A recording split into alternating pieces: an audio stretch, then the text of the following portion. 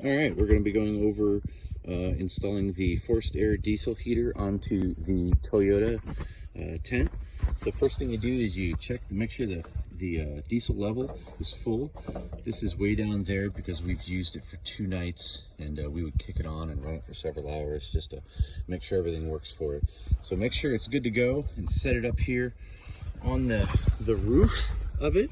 I'm gonna go around, and when you set it up on the roof, you got to be real careful about putting it in the right place, because this is the exhaust. You want to make sure it's not touching anything. If it touches anything, it'll melt or catch something on fire. So you put it up there, come down here, plug it in. This goal zero will go out with it. So this goal zero, this is after running it 1 night. You see that it's low. I'll send out with it an inverter. And then when you're driving, you just make sure that the goal zero is plugged into the inverter, and the inverter is turned on and it's plugged into the trunk. So you get it plugged in there. Oops. You come up here, you install this.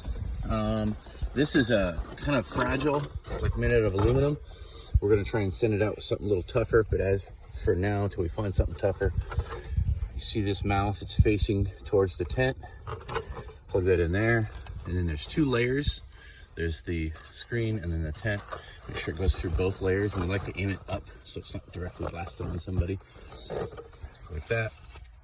And then you turn it on. So to turn it on and off, there's a remote. It's the guard there. You push the on button. There you go. You heard it click. Your fan kick on. And through the night, you'll hear a clicking. It's like a click, click, click. So,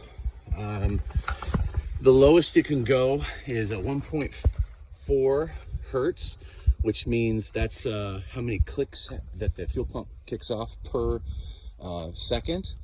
And what I like to do is I'll open a window. Like I'll open that window. It's the opposite side. And the bigger the opening, obviously, the cooler it will be through the night.